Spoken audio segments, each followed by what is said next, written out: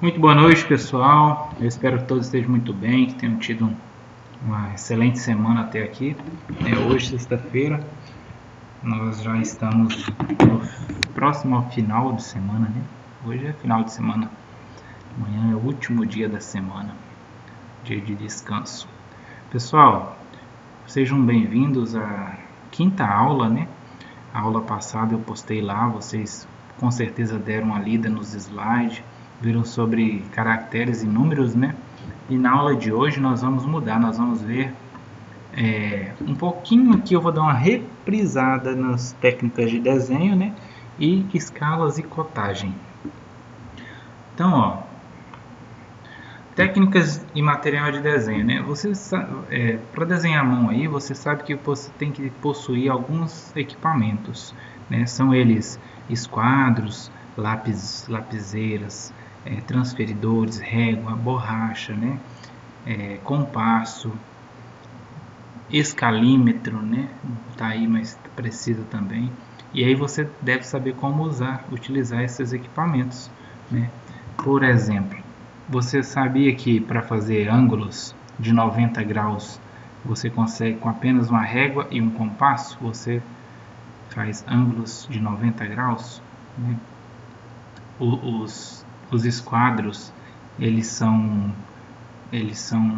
compõem, os dois compõem formas que você pode traçar retas paralelas, né, consecutivas. Então aí esses equipamentos são muito importantes no desenho técnico. Aí essa imagenzinha que vocês estão vendo com a pessoa desenhando aí, isso aí é uma mesa de desenho, né? Aqui na faculdade tem um laboratório de desenho e tem essa mesa com essa régua longitudinal aí que você consegue controlar ela e ela pega todo o entorno da mesa, facilitando assim você apoiar seu desenho e traçar retas e figuras, margens, muito mais fácil. Os materiais de desenho, eu estava dizendo, são lápis ou lapiseira, né, com grafite de diferente dureza. O H, pode observar no seu lápis ou no seu grafite, vem escrito lá na caixinha, né, ou no lápis H, HB ou B. O H é aquele lápis mais duro, aquele que você risca, ele fica um risco mais fraco, porque ele tende a soltar menos material no papel, né? O HB é o intermediário, que não é muito mole, mas não é muito duro. E o B é mole, você faz um traço, ele fica bem incisivo, né? Deixa muito material no papel, difícil de apagar. Então aí tem uma aplicação para cada um, pois o traço mais duro, né, mais fino, mais fácil de apagar, o traço intermediário mais utilizado, e o mole, que é para você fazer as linhas mais incisivas, né, mais notáveis. Por exemplo, num corte, as linhas mais fortes representam coisas mais perto, e as linhas mais finas, coisas mais longe. Então, se você for fazer um corte, por exemplo, é bom que se use os dois tipos de grafites aí, né, ou lápis. Régua ou escalímetro, né? A régua para medir e traçar retas, né? E o escalímetro você utiliza já para desenhar na escala, né? Tem um escalímetro que é aquela régua de três pontas, né? Ela tem 6 tipos diferentes de escalas. Geralmente tem um para 25, tem um para 50, um para 100, um para 75, um para 125, um para 200, às vezes tem até um para 500. O papel indispensável, nós utilizamos a classe A, né? O A4, A3, A2, A1, A0, né? Outro também aqui, os esquadros, né? São empregados para traçagem de linhas paralelas, perpendiculares, podendo ser utilizados também para demarcar ângulos, né? Os esquadros devem ser preferencialmente sem graduação ou de material de boa qualidade, o acrílico, né? Então, pessoal, esses esquadros que nós compramos aqui, aquele kitzinho, ele vem milimetrado, né? Ele tem as medidas, mas normalmente o esquadro é exatamente para você só traçar as linhas e não é para medir, né? Então, quem mede é a régua, mas os esquadros que nós compramos já vem com milimetrado, né? Vem com as medidas. E aí tem os esquadros de 45, 45 e 90 e eu tenho 30, 60, 90. E aí, ó, dá para você utilizar de diferentes maneiras, ó, retas paralelas, retas perpendiculares, retas um quadriculado aí, né? Então dá para você movimentar, fazer um jogo de esquadros legal aí e conseguir traçar seu desenho, né? Compasso pode ser utilizado com grafite e com adaptador para canetas Nakin. Não sei se já viu um compasso que ele vem com um lugar vago, né? E você coloca ou o lápis ou a caneta ali, aperta e você já utiliza tanto o lápis quanto a caneta para fazer o seu traçado, né? Às vezes você precisa fazer um círculo que não quer ser apagado, e aí pode colocar a caneta no lugar do lápis, porque se você fazer de lápis e depois for colocar de caneta, pode ser que não fique tão perfeito. Para que utilizamos, por exemplo, um compasso na planta baixa, né? Para fazer um arco de porta, é um bom exemplo, né? Uma porta faz um arco, né, no seu deslocamento, e você traça esse arco com compasso. Olha só aqui o compasso em ação, né? Próximo aqui, ó, início da escala, né? Desde lá do ensino fundamental, médio, nós vemos escala nas aulas, principalmente de geografia, por causa das escalas cartográficas. Conceito de escala. A escala é a relação entre as medidas do desenho de um projeto e seu tamanho real. Então, escala é desenho sobre o real, né? Eu já coloco escala igual D sobre R. Por exemplo, um desenho na escala de 1 para 50, cada dimensão representada no desenho será 50 vezes maior na realidade. Ou seja, cada 1 centímetro que medimos no papel corresponderá a 50 centímetros na realidade. Você sabia disso? E aí tem principais 3 tipos de escala, né? A escala de redução, né? Na escala de redução, as medidas do desenho são menores que as medidas reais do objeto. Então, a escala de redução é a que nós mais utilizamos no nosso cotidiano de engenharia civil, porque nós queremos desenhar objetos que são muito maiores do que o desenho que nós estamos fazendo, né? Geralmente ninguém desenha um prédio em tamanho real, né? Não tem como. Então nós precisamos reduzir nossa edificação, nosso desenho, para poder representá-lo no papel. Isso chama escala de redução. Essa escala é sempre 1 para um N, e esse N sempre é muito maior, né? Então, uma parte de quantas partes, né? Ó, exemplo, 1 para 100 significa que a medida em reais foram reduzidos 100 vezes, né? Depois nós temos a escala real. Na escala real, as medidas do desenho são iguais às medidas reais do objeto, 1 para 1. Ou seja, a medida do desenho está para a medida do objeto. Pessoal, isso aí pode ser desenhos de algumas peças, né? Por exemplo, se eu quero desenhar um celular, eu posso perfeitamente desenhar um celular no tamanho real, né? Utilizando um papel aí, desenho o celular para uma futura produção. Um projeto de um celular pode ser desenhado em tamanho real. Algumas peças você tem escala de ampliação, né? Mas pode ser tamanho real. E assim como muitas outras coisas, né? Peças de automóveis, peças de fechaduras, o próprio interruptores, várias coisas que têm tamanhos aí que você possa retratar num papel do mesmo tamanho que na realidade, né? Então nós temos a escala real. Depois nós temos a escala de ampliação. Na escala de ampliação, as medidas do desenho são maiores que as medidas dos reais, né? O que utilizamos a escala de ampliação? Por exemplo, eu vou desenhar um vírus. Vou desenhar o coronavírus, né? Você vê aquele grandão coronavírus lá na televisão. Você pensa, nossa, que coisa gigante, né? Na verdade, ele foi ampliado milhares de vezes para ficar daquela forma, né?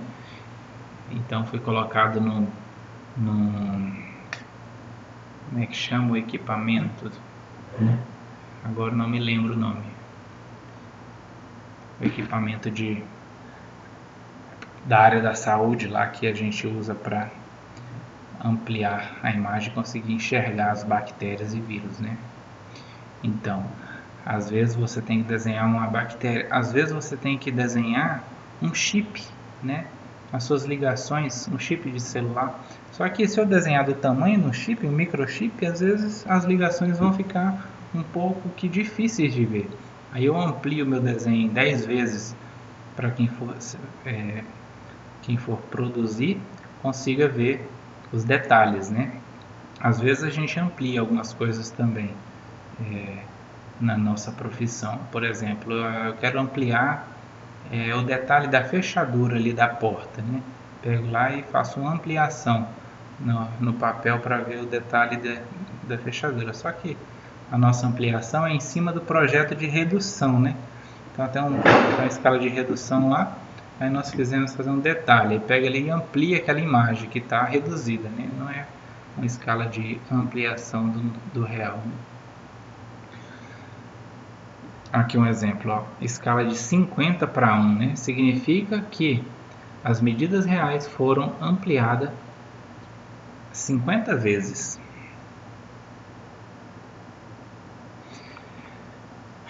Então, a classificação das escalas. Tem as escalas numéricas, né? Indicam sob forma de fração uma relação em que o numerador é igual à unidade do denominador, é o fator de redução.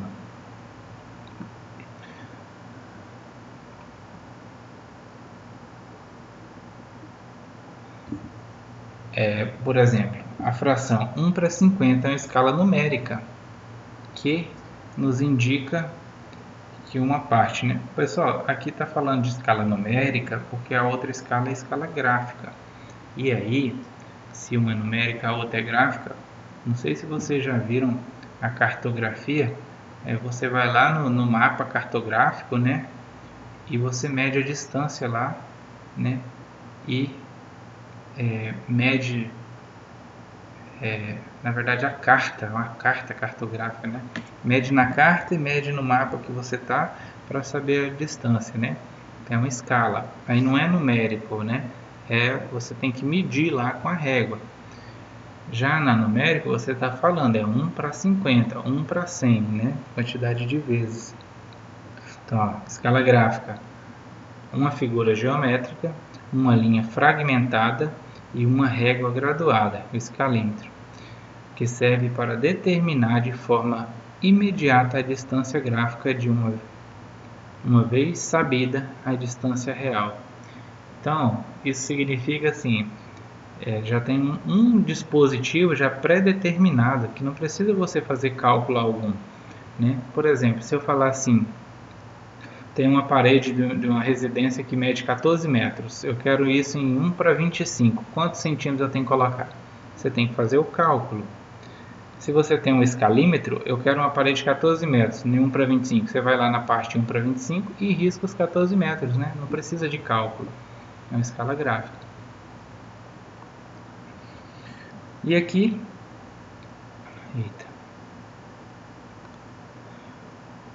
construção de uma escala gráfica simples. Isso aqui, pessoal, é um cálculo, na verdade, né? Para construir uma escala gráfica é necessário calcular o valor da divisão principal correspondente ao desenho. Então, a divisão principal, 1 metro. Cálculo do valor. Isso aqui, ó, é uma formulazinha para calcular a escala, né? Ó, 1 para 50. De 1 metro, né? Se eu tenho 1 metro, a escala é 1 para 50, quantos centímetros vai retratar esse metro?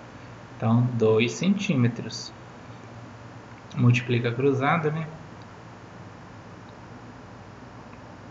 1 dividido para 50 dá 0,02 metros, que é 2 centímetros. Então, para cada centímetro do desenho, corresponde a divisão principal de 1 metro. Agora, outra parte importante, né? A cotagem. Pessoal, o que às vezes, né, provavelmente o Jorge deve sofrer com isso, porque às vezes os projetos vão faltando algumas cotas, né? Muito dificilmente se lembra de colocar todas as cotas, né? Ou às vezes coloca as cotas que precisa, mas para descobrir alguma medida você tem que fazer algum cálculo, né? Então é bem normal ter problemas com cota em projetos. Ó, elementos componentes da cota. Tem a linha de cota, tem a linha de extensão ou linha auxiliar, tem os números, né, que é a cota, e os limites das linhas de cota, um traço oblíquo. Pessoal, olha aqui, ó, ele está falando tudo aqui, ó. Então, a linha de cota, essa linha aqui paralelamente ao objeto. Tem a linha auxiliar, que é transversalmente ao objeto, que ele liga até o objeto, né? E tem a linha, o traço oblíquo, né? O limite da linha, de onde, né? Além do traço perpendicular, tem um traço oblíquo ali, para falar, é bem aqui que se cruza, né? Então tem 3 linhas aí. Nesse tipo de cota, né? Geralmente esse tipo de cota aqui é o mais utilizado para cotar projetos, né, arquitetônicos. Tem também aquela bolinha, que fica uma bolinha aqui, tem a setinha que tem logo adiante aqui. Então, ó, a linha de cota é a linha que contém a dimensão daquilo que você está sendo cotado, e na qual é posicionado o valor numérico da cota. Não se deve distanciar mais do que 10 milímetros do desenho e não menos que 7 milímetros para evitar que o desenho fique visualmente poluído. Essa linha se diferenciam daquelas pertencentes ao desenho. Mediante a espessura do traço, ela é mais fina para as cotas. Eu vi aqui, pessoal, então, ó, entre 7 e 10 milímetros de distância do desenho, né? E a espessura da linha. Eu enviei um projeto aos bombeiros agora, umas 2 semanas atrás, e aí lá no site do bombeiro, eles pedem para que o projeto CIP lá, né, o projeto de prevenção contra incêndio e pânico, seja todo com linha 0,05 milímetros. Sem diferenciação nenhuma. Só que lá também não tem muitas cotas, né? Mas não tem diferenciação entre cotas e paredes. O que aqui está falando que não é aconselhável, né? Então, nos seus projetos, a sua linha de cota tem que ser bem mais fina do que a linha de parede, linhas divisórias. Linha de extensão auxiliar da cotagem é a linha que liga a cota ao elemento que está sendo cotado. Ela tem a função de determinar o espaço a ser cotado se a distância do desenho em apenas 1 milímetro. Então, pessoal, você pode puxar a linha de cota, linha de extensão, até próximo do desenho, né? Ficar até 1 milímetro. Finalização das linhas de cota, aquele encontro oblíquo.